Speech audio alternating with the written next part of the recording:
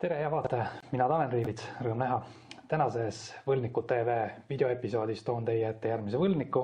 kelle osas vaatame üle, kes ta on, mille eest ta võlgu on, kui pikalt ta võlgu on, millest on võlg tekkinud, mida on tehtud võla sissenõudmiseks ja kas see on võlgniku ainuke võlgnevus ning kas tal on ka oma arvamus sellest videost või võlasuhetest üldse. Et selle video eesmärk on ikkagi endine, nagu kogu meie tegevuse ja kanalil, et me toome avalikkuse ette võlgnikud,